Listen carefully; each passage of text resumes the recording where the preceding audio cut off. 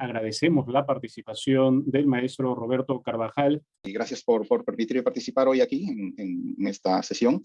Bueno, el objetivo, tal como comentamos, es poder compartir las experiencias desde esta posición profesional en tecnología en Europa y a nivel internacional. Yo soy trujillano, me presento, soy trujillano, pero hace 30 años más o menos que vivo en Barcelona y he trabajado pues, los últimos 28 años en tecnología. Y bueno, siempre me ha gustado pues, el poder colaborar, ¿no? Poder colaborar con las nuevas generaciones desde la experiencia, todo lo que hemos ido aprendiendo, lo bueno, lo malo y lo feo, como quien dice, porque bueno, en este mundo se aprende un poco de todo, ¿no? Y poder contribuir a nuestra tierra, ¿no? Venimos de tanto en tanto por aquí a visitar y ahora estoy por Trujillo y bueno, me es grato el poder participar y compartir. Y también que tengáis la libertad, ¿eh? Yo explicaré, me preparo una presentación y explicaré diferentes temas de tecnología y de estrategia. Y vosotros sentiros libres de preguntar cualquier duda y yo lo que pueda y esté a mis manos contestar, pues lo haré y lo que no, tomaré nota para poder averiguarlo, ¿vale? O sea que en principio, pues adelante con cualquier duda. Entonces, os comparto mi pantalla para ir presentando. Perfecto, pues la idea es hablar sobre una visión estratégica de las tecnologías de la información en entornos multinacionales y multiculturales, ¿no? Que es lo que he estado trabajando en los últimos, bueno, casi toda mi carrera, sobre todo en los últimos 28 años que he tenido posiciones de dirección. Perfecto. Una breve introducción, tal como el doctor ha explicado, sobre mi currículum, quién soy, ¿no? Pues profesionalmente. Bueno, trujillano, lo que os he dicho, hace 30 años en Barcelona. Y a nivel pues, de educación, a la derecha veis que soy ingeniero informático, como se le llama ya, o ingeniero de sistemas, como es aquí. Y he hecho diferentes cursos y posgrados y másteres en tecnología y negocio, innovación, en los cuales pues, me ha permitido tener esta visión, digamos, desde diferentes áreas y también de diferentes universidades, con el fin de poder entender cada vez más tecnología, que bueno, cada vez que vamos entendiendo también se va volviendo más compleja, ¿no? Cada vez más y más. Y después a nivel profesional, pues he trabajado en diferentes sitios desde hace muchos años, desde desarrollo, también trabajé en consulado hace 25 años o algo más, luego administración de sistemas, he ido avanzando en el área de administración. Un segundo que pongo el pointer. Luego he trabajado como CTO, director de tecnología, en una multinacional, Fluidra, trabajé pues 18 años aproximadamente. Bueno, esta es una multinacional que se dedica al sector de productos de piscina, actualmente es la más grande a nivel mundial, y son actualmente unos 7.000 empleados aproximadamente, con sedes en 50 países. La central está en España, la sede central, y desde ahí proveen pues, plantas de fabricación, almacenamiento logísticos o a todo el mundo. En paralelo también he ido haciendo temas de mentoring y coaching en la Fundación de Barcelona. El Mobile World Capital es el centro donde se hacen los eventos de tecnología, que es el Mobile World Capital, que se hacen allá desde hace unos cuantos años, donde cada año se centraliza, digamos, la feria, es una de las ferias más grandes en este sector. Y también tiene una fundación que se dedica al unir mentores con emprendedores o estudiantes con el fin de pues, hacer esta función de mentoring del proceso. Y después, en los últimos 3 años, he pasado a trabajar como CEO en una empresa que se dedica a producto químico para tratamiento de agua, que es una multinacional japonesa con sede en unos 30 países y que también está alrededor de 8.000 empleados aproximadamente. Esta empresa pues, principalmente se dedica al tratamiento de agua, pero también hace innovación tecnológica asociada al agua, ¿eh? Por poner 2 ejemplos o 3.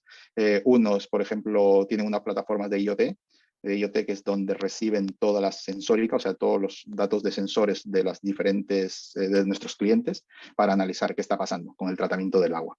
Ese es uno de los proyectos que ahora estamos entrando en una segunda fase de desarrollo bastante grandes. Después tienen otra que partieron de la compra de una startup americana que se llama Fracta y se dedica a la inteligencia artificial. Una experiencia muy interesante porque en esta área de inteligencia artificial dices inteligencia artificial con el agua, ¿no? ¿Por dónde lo cogemos? Y este es un caso aplicado de éxito. De momento, en Estados Unidos ya llevan 4 o 5 años y en Europa se está introduciendo desde hace un año. ¿Y cuál es el modelo de negocio de esta aplicación de inteligencia artificial? Lo que hacen es analizar las tuberías de agua de las ciudades con el fin de prever cuáles son las tuberías que se van a romper. ¿Y qué se gana con esto? Pues se gana el que en previsión puedas ir a cambiar las tuberías antes de que revienten.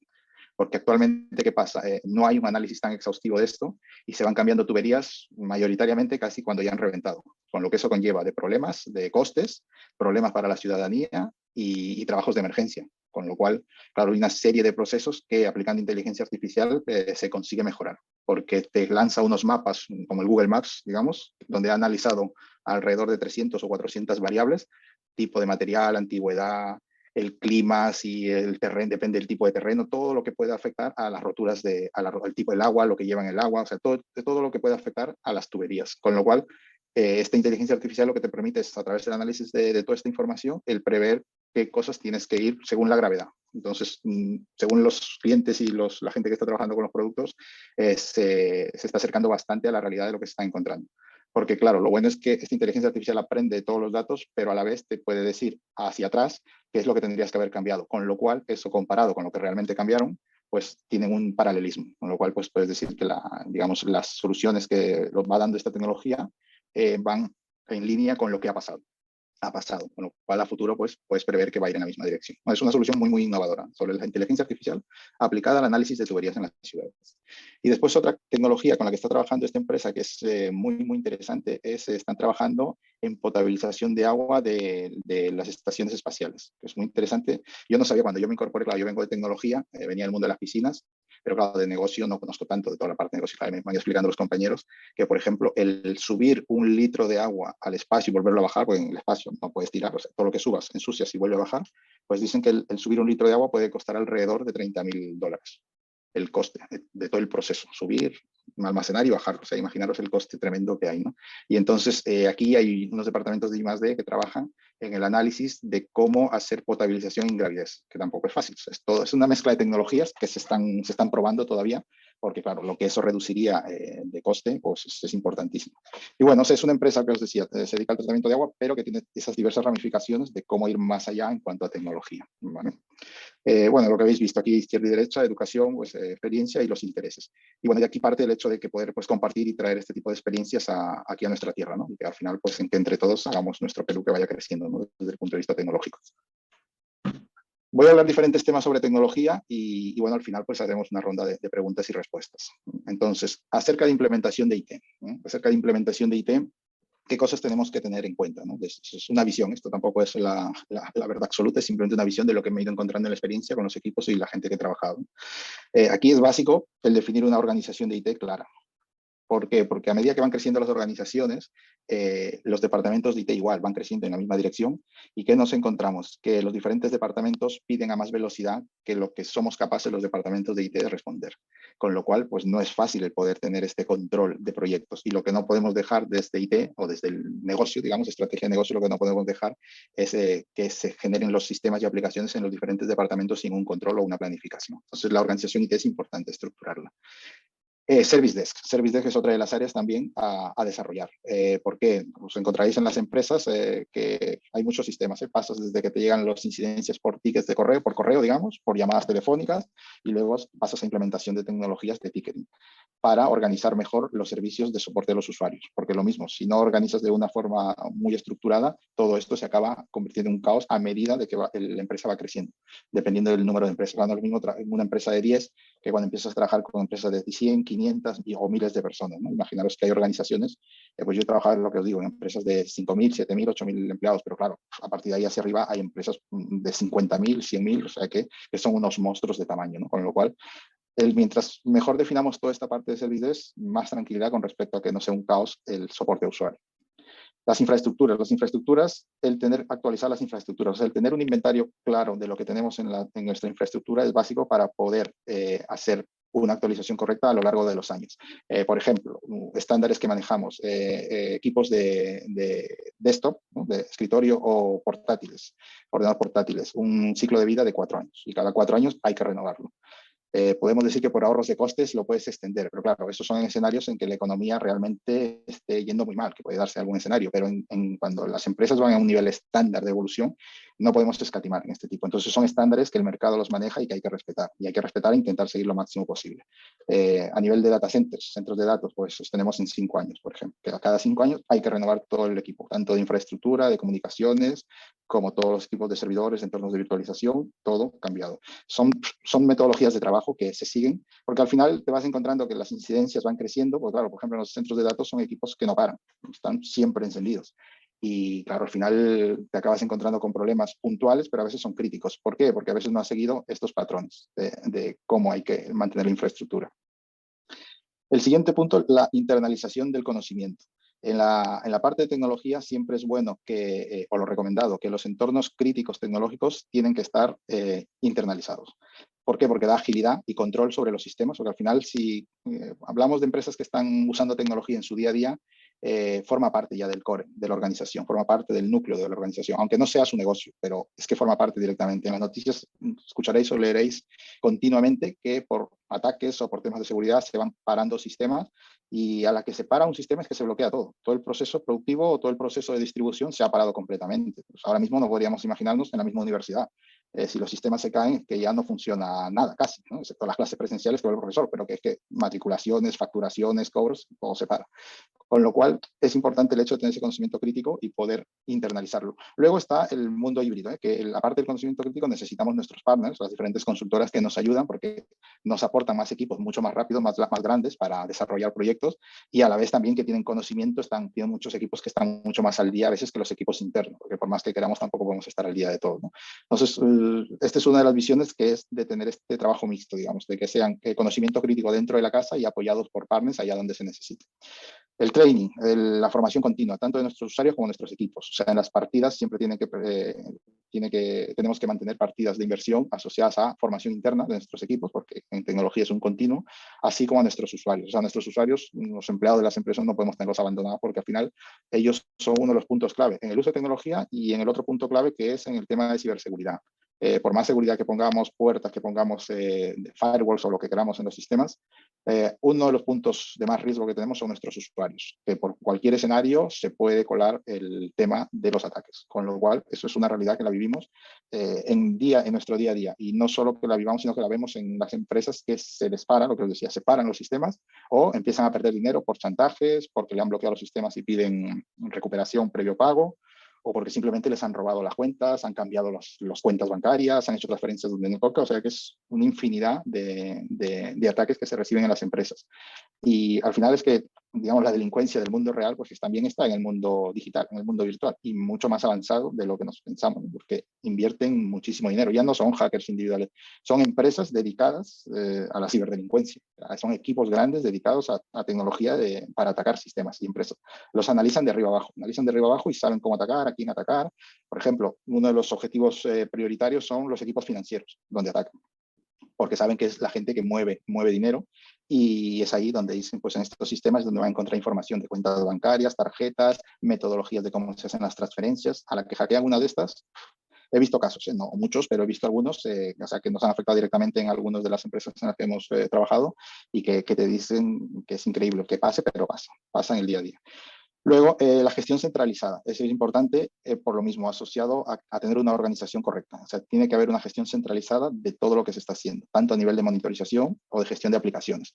Si no, la integración de herramientas acaba generando, lo que os digo, un caos, y después acaba generando más riesgo, porque si no tienes un control correcto de cómo se implantan o cómo se planifican, por ejemplo, estrategias de desarrollo, cuando se hace desarrollo de aplicativos, se tiene que implementar el control de la seguridad de los desarrollos, porque nos encontramos en procesos de auditoría casos en los que el usuario y el password lo meten directamente en el código, a mano. Te encuentras este tipo de cosas, pero a montones. ¿Por qué? Porque no han habido las políticas de seguridad aplicadas al desarrollo de aplicaciones, por ejemplo. Eso es un caso práctico de las cosas que pueden ocurrir por no tener una gestión centralizada. Comunicación unificada, Unified Communication. ¿Qué quiere decir? Tener las herramientas para que realmente la organización vaya a una, como ahora lo que nos ha pasado con el COVID, ¿no? que bueno, ya todos usan, o en este caso, pues el Zoom ahora, o el Teams, o todo lo Google Hangout, todo este tipo de herramientas, al final el poder centralizar. Porque si no, lo mismo, cada empleado, cada departamento se iban bajando sus herramientas, instalándose. Unos tenían pues el TeamViewer para control remoto, el otro el Microsoft Teams, y así, infinidad de herramientas, con lo cual al final es un riesgo el tener tanto software instalado, porque además no sabes desde dónde se lo instala, que esa es la otra, porque claro, cada uno se busca la vida, como quien dicen, para instalarse la herramienta que necesitan, y eso genera temas de riesgo de inseguridad.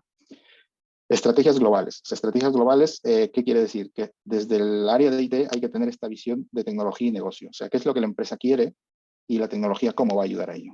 Entonces, esto es tener esta visión estratégica de tecnología. O sea, no es solo el hecho de implementar sistemas, sino de entender para qué lo estamos implementando y cuáles son las prioridades de la empresa, cuáles son las prioridades del negocio para implementar las tecnologías.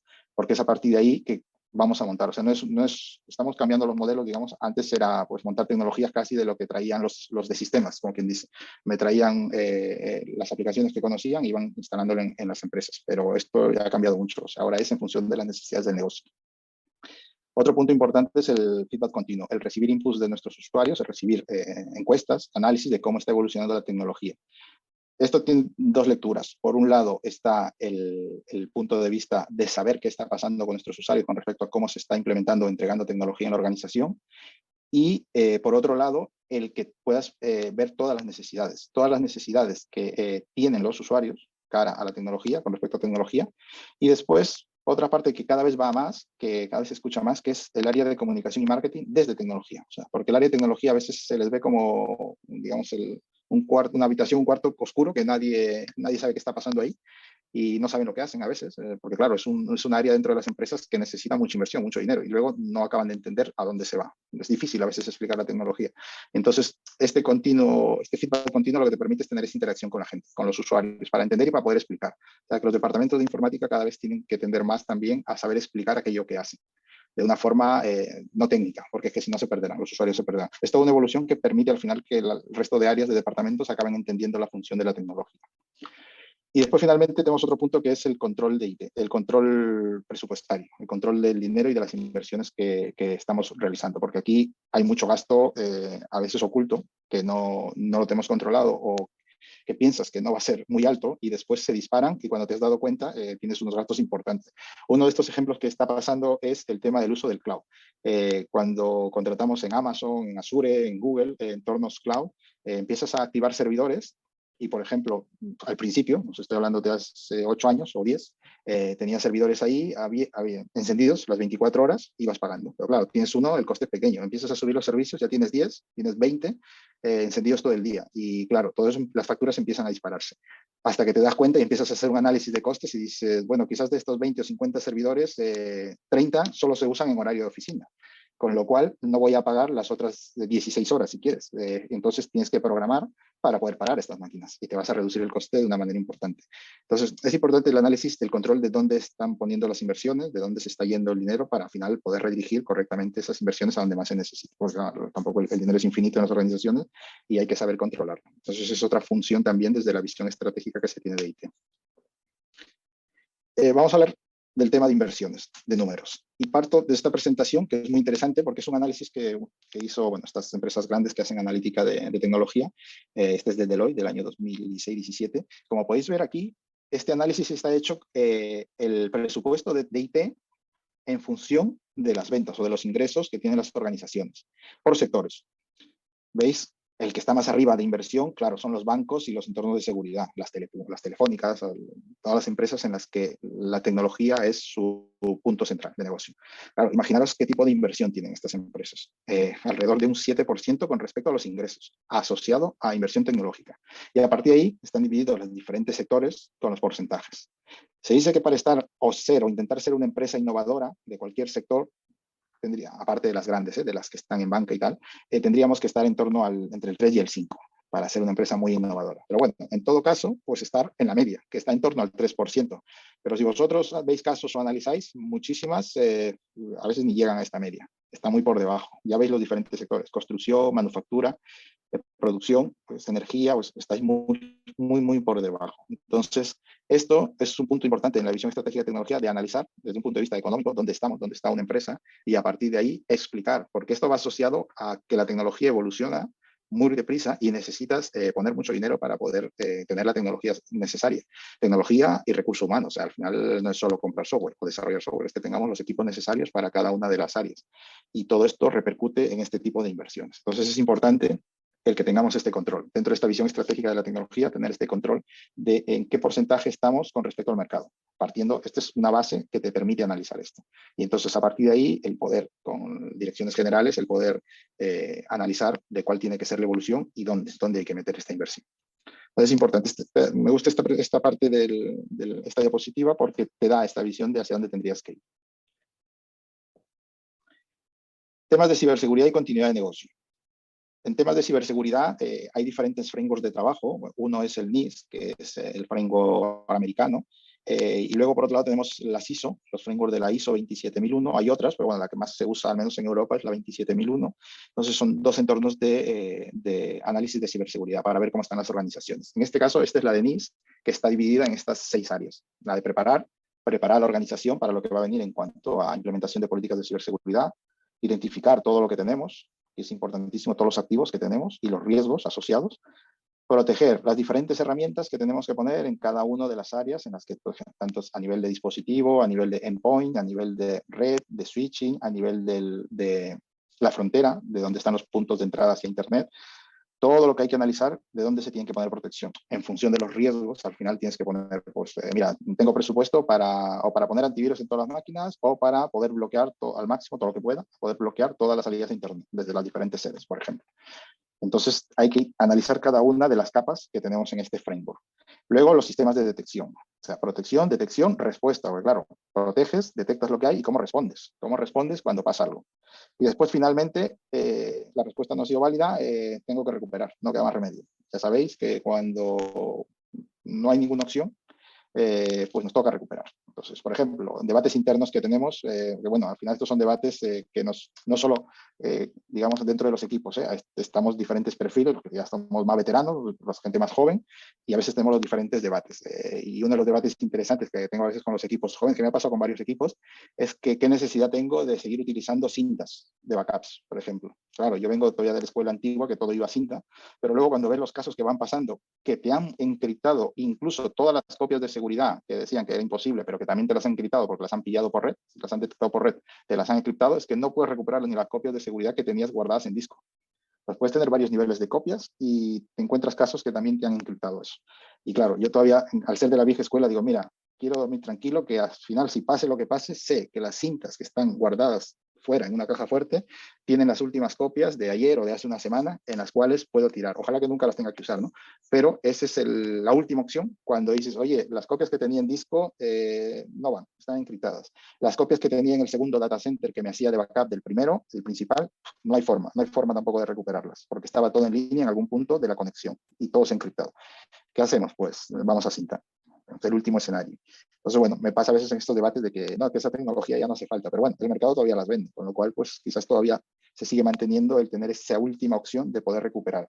Porque lo peor que puede pasarle a los equipos de IT es que tengas un ataque o un desastre de cualquier tipo dentro de tu infraestructura y no haya forma de recuperar. Entonces, eso es el peor escenario. Es el peor escenario en el cual pues no puedas recuperar directamente. Con lo cual eso, pues ya imaginaros una empresa que esté un mes sin sistemas, porque lo tiene que volver a rehacer, por reinstalar o lo que sea, todo lo que puede perder, incluso el riesgo de poder cerrar por este tipo de situaciones. Con lo cual, eso es algo de los temas importantes que la gente que gestionamos tecnología tenemos que tener siempre en nuestro día a día. Seguimos. Temas de auditorías de ciberseguridad y el otro tema que os hablaba de las certificaciones ISO 27001, que es el framework para certificarse en todo el tema de ciberseguridad. En temas de auditorías de ciberseguridad, los procesos que se tienen que seguir, ¿no? Aquí a la izquierda veis todos los pentests, son los tests internos y externos que se ha de hacer dentro de las auditorías de ciberseguridad. Estamos evolucionando también desde lo que hacíamos auditorías, como se hacen en finanzas una vez al año o cada 6 meses.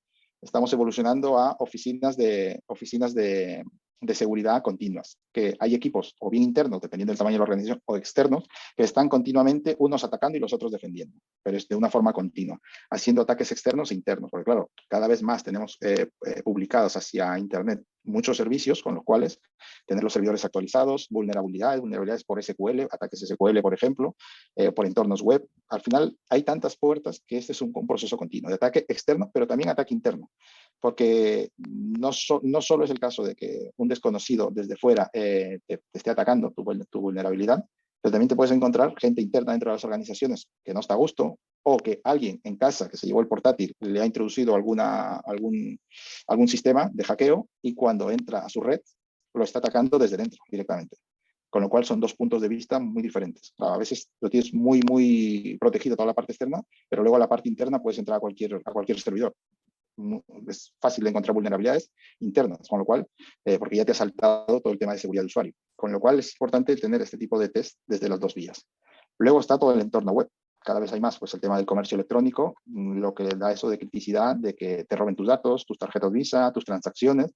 Claro, todo el entorno de análisis web es muy necesario en todo este proceso de auditorías de ciberseguridad. Y después todo el tema de movilidad, de aplicaciones móviles. Porque en cada uno de ellos, los hackers pues, son capaces de poner software de ataque en cualquiera de las partes de desarrollo. Entonces, todas estas son las vertientes en las que podemos hacer diferentes auditorías. Y estamos hablando de auditorías en la parte de IT. Luego está en la parte de OT, que no sé si suenan los conceptos del IT y OT. IT es toda la parte, digamos, la seguridad de oficinas, todo lo que es el entorno que conocemos actualmente, y la parte OT está más enfocada a las plantas de fabricación. ¿Por qué? Porque cada vez hay más plantas de fabricación que están interconectadas. Antes, muchos años atrás, pues estaban todavía, o todavía siguen, depende de qué tamaño de plantas de producción, que no están interconectadas a los sistemas, a las redes o hacia Internet.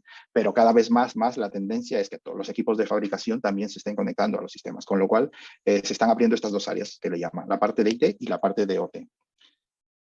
Luego, a nivel de certificación ISO. Certificación ISO, este es un proceso de consultoría, implementación y certificación. ¿Cuáles son las fases que hay que seguir con respecto a conseguir este tipo de certificaciones de los frameworks de seguridad? Pues como veis en la fase 1, preparar a la organización. Fase 2, fase 3, entender lo que tenemos, digamos, el valor que tenemos dentro de la organización y cuál es el gap análisis. El análisis es cuál es la diferencia entre lo que tenemos actualmente a lo que tendríamos que tener para poder formar parte de estas certificaciones. A partir de ahí se viene un plan de acción relacionado con todas las normativas que se tienen que cumplir para llegar a cumplir con estos puntos necesarios para las ISO 27000 y seguir el proceso de preparación de toda documentación y todo el soporte necesario de la organización y de los equipos de IT para poder pasar procesos de auditoría interna y luego procesos de certificación. Por ejemplo, en nuestro caso, nosotros actualmente estamos haciendo un proyecto de estos porque trabajamos con clientes muy grandes y los clientes grandes, por ejemplo, Repsol, un cliente grande, ¿no?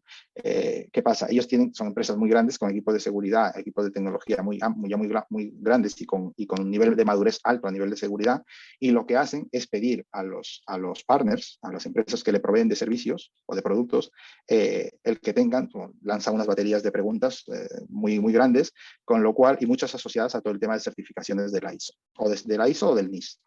Y claro, todo esto te lleva a un consumo o un trabajo grande, con lo cual el hecho de que una empresa como la nuestra pueda estar certificada te da tranquilidad en este aspecto desde un punto de vista no solo de seguridad, porque te dará una visión de lo que tienes que tener, sino cara a nivel comercial.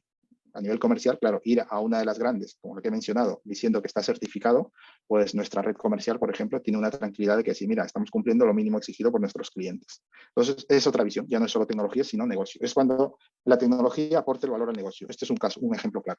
Entonces, porque nuestra red comercial, en lugar de venir con las preguntas hacia los de IT, lo que hacen es decir, mira, ir con las certificaciones y decir, pues mira, ya estamos certificados en seguridad también. Con lo cual, pues ese es lo que desde tecnología podemos aportar al negocio en este punto en concreto. Proyectos complejos, algunos proyectos complejos que podemos tocar en IT. Aquí voy a explicar tres que tengo, en los que hemos estado trabajando. Los proyectos de CRM. Los proyectos de CRM siempre dependiendo del tamaño de las organizaciones. Cada proyecto de CRM, por ejemplo, en este del que me estoy refiriendo, estamos hablando de alrededor una red comercial de entre 2.000, 3.000, entre gente de ventas, soporte a ventas, preventa, postventa, marketing y técnicos de soporte. Claro, son proyectos de muchísima gente que está involucrada, ¿no? en este tipo de proyectos. Aquí, en los proyectos de este tipo, es importante definir no solo los equipos de tecnología, sino los equipos del área, por ejemplo, de ventas, de marketing, el poder estructurar correctamente para que ellos sean los que, digamos, tomen el liderazgo con respecto a los de tecnología, no en cuanto a la implementación de la herramienta, sino al análisis funcional de lo que tenemos.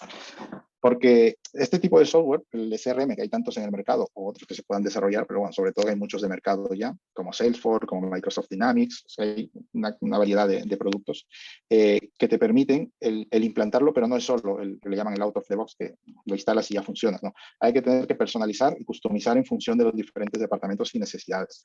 Y aquí es donde viene la importancia de que los equipos que están en el área a las que van dirigidas estas herramientas se involucren, porque si los equipos no se involucran, del área de ventas o marketing en este caso, este tipo de proyectos al final se gastan las empresas un dineral y no acaban de funcionar, no lo acaban de explotar, porque no se instaló de acuerdo a las funcionalidades o necesidades que tenían.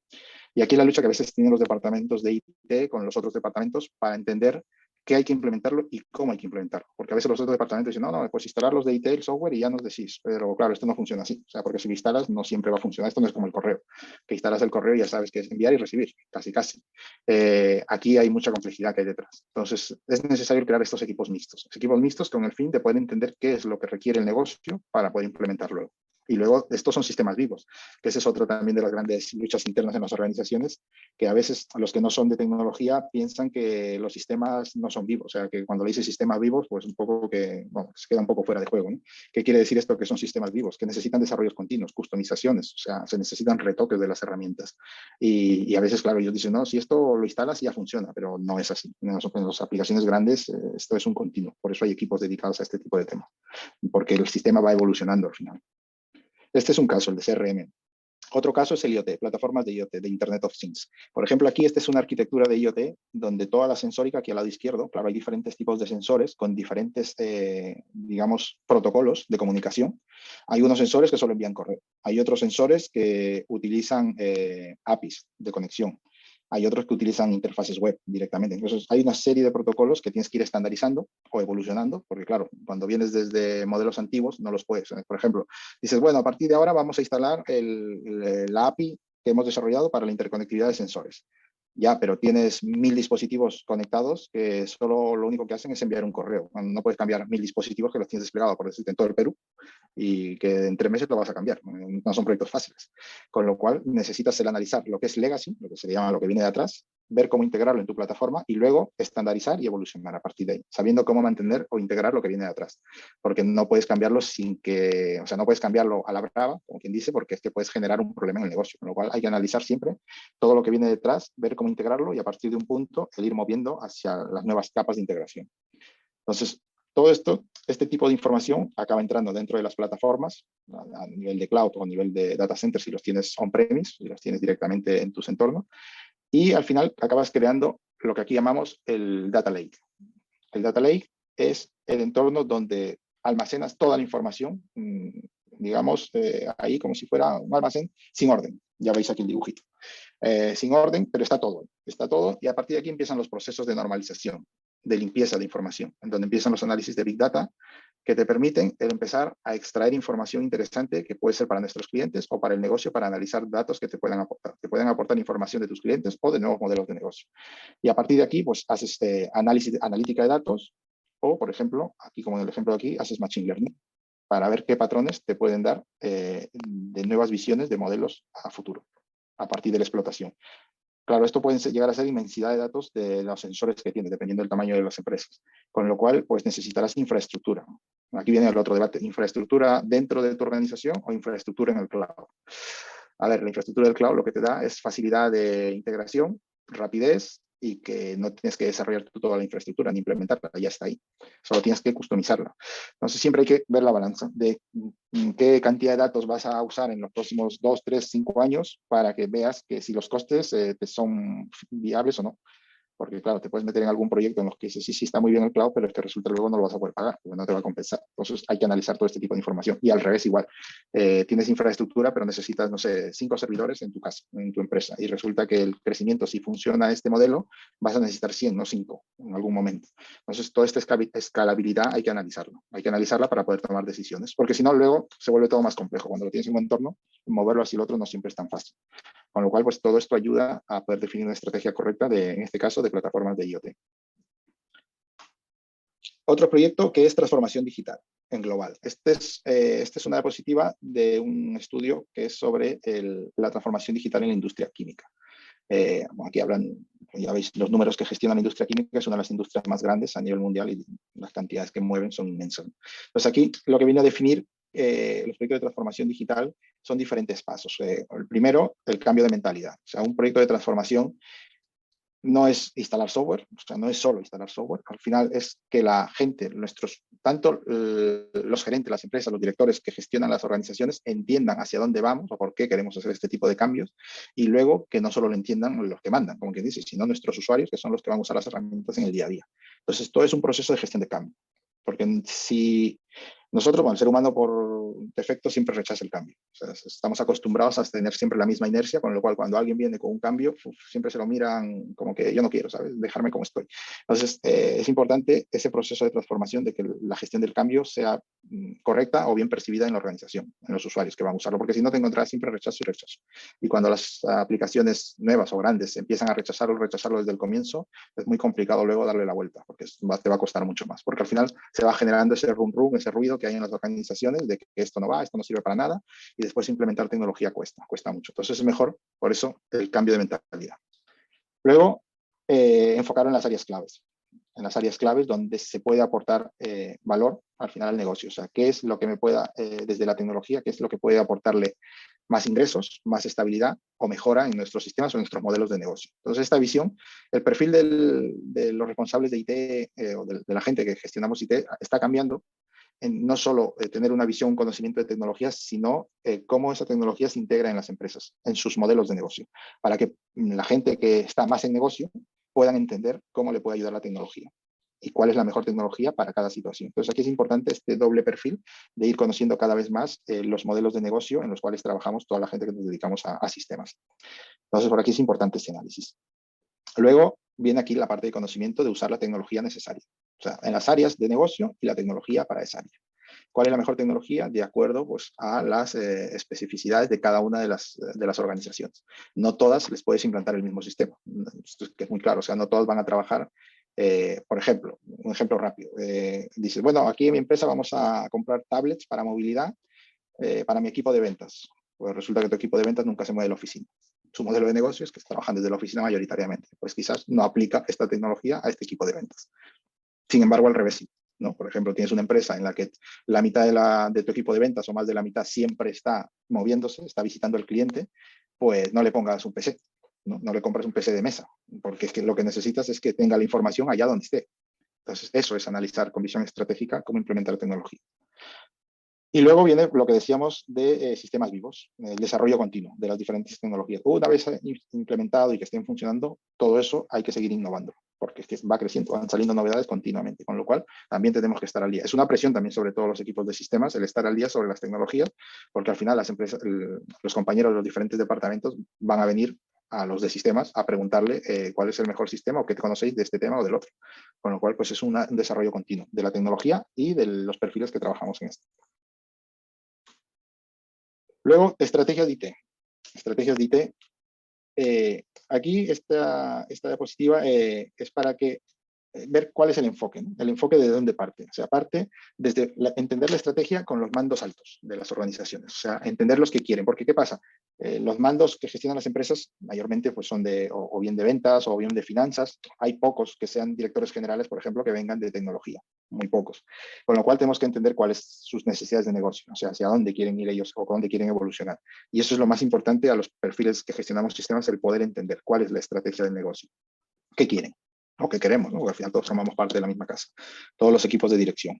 A partir de aquí es definición de proyectos, tanto con los directores de diferentes áreas, gerentes, entender en función de sus necesidades, definir proyectos. Para priorizar, no lo vamos a poder hacer todos los proyectos, eso también es un tema que hay que tenerlo claro. Todos los proyectos no lo vamos a poder hacer, por más que queramos, porque es una lucha de recursos y los recursos de tecnología no están al nivel de lo que el negocio pide, porque piden con mucha más velocidad.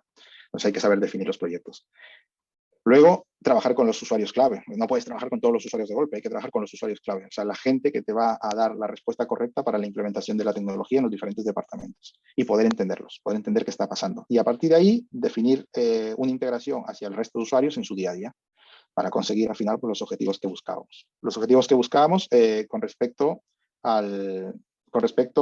a la estrategia inicial y luego apoyados, este último punto, en lo que decíamos al comienzo, con nuestros partners. O sea, el poder apoyarnos en aquellas consultoras que nos van a aportar un valor extra a aquello que estamos nosotros implementando.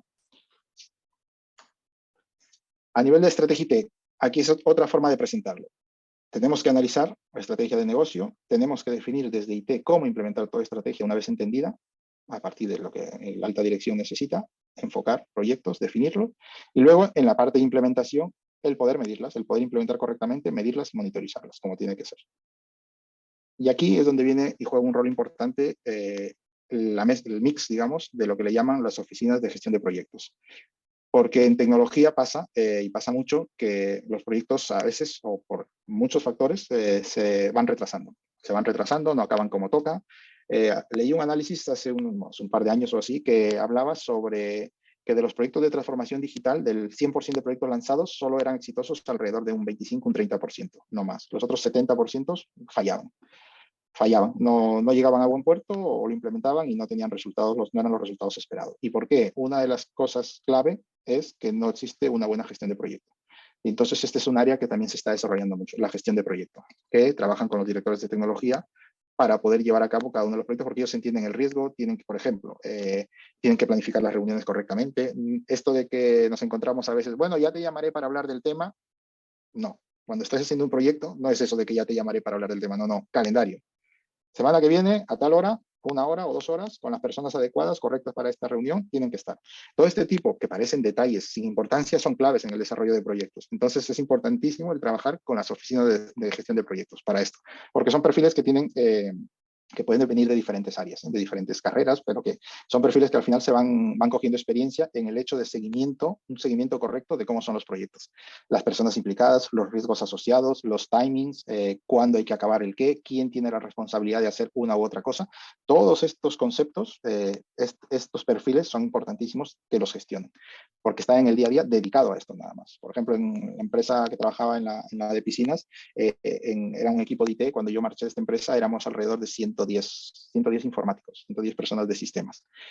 Bueno, cuando digo de sistemas, quiere decir que trabajamos en el departamento de informática, pero no eran de ingeniería de sistemas. Ese es un cambio importante también con lo que pasa probablemente en Perú, en Sudamérica, con respecto a Europa.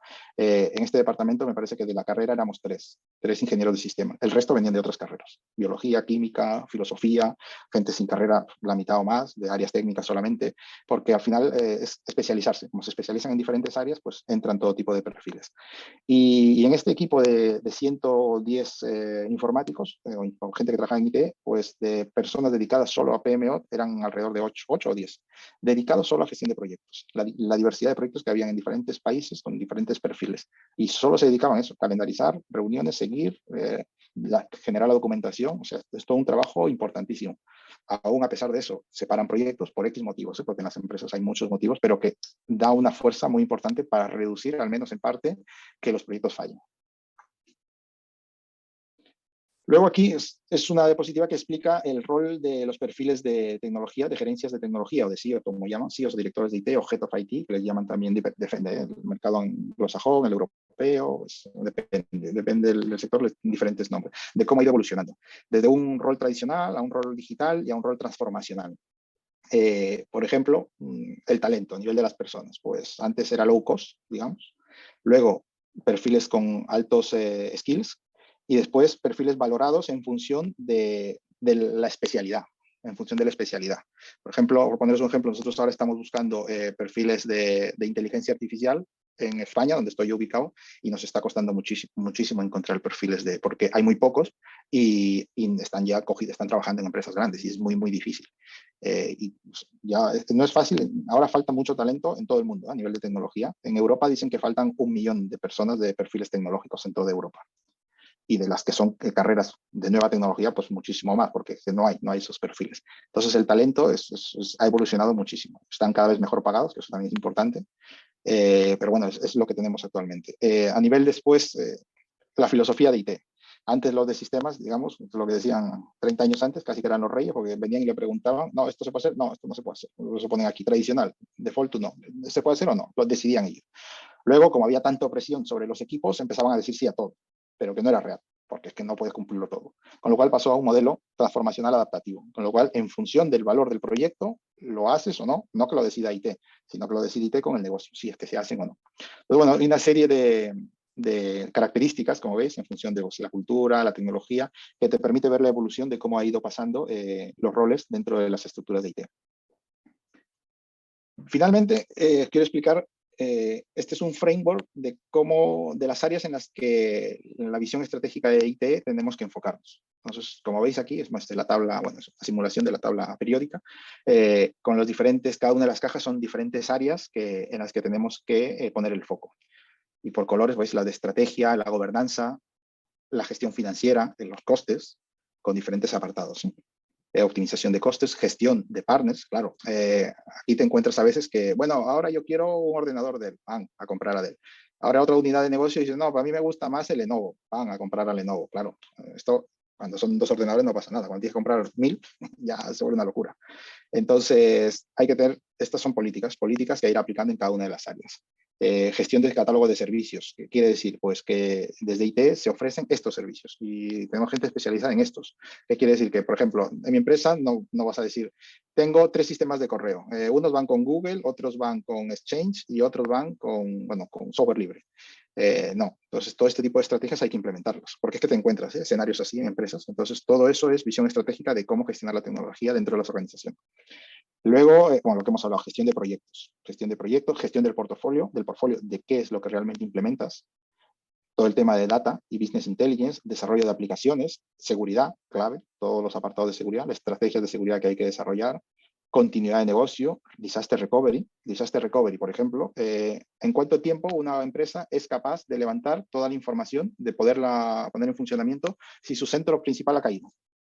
Pues te encontrarás con muchos que te dirán, si mi centro principal ha caído, no tengo forma de levantarlo porque no tengo otro centro. Pues ya hemos empezado a analizar algo que tenemos que solucionar. Tienes que tener un centro alternativo para poder levantar en caso el centro principal ha desaparecido, por lo que sea, un ataque, una inundación, un incendio, lo que sea, pues no va a pasar nunca. Bueno, lo de decir nunca, creo que no se puede decir. Entonces, tienes que estar preparado. Ojalá nunca pase, pero hay que estar preparado para que eso te pueda pasar. Yo, por suerte, he vivido alguna experiencia no tan trágica, yo no, algún compañero sí me explicó alguna experiencia suya que en su data center hubo un problema con el punto de rocío del antiincendios y al final saltó, pero se ve que saltó en plan aspersor de agua, que no tenía que haber sido agua, pero se acabó convirtiendo en líquido, como quien dice aquello que le pusieron, y acabó quemando todos los servidores, o sea, acabó saltando por los aires todos sus servidores. Bueno, se quedó sin data center por este problema del antiincendios, que saltó cuando no tocaba. Pero era un antiincendios que no funcionó como se esperaba y se quedó sin data center.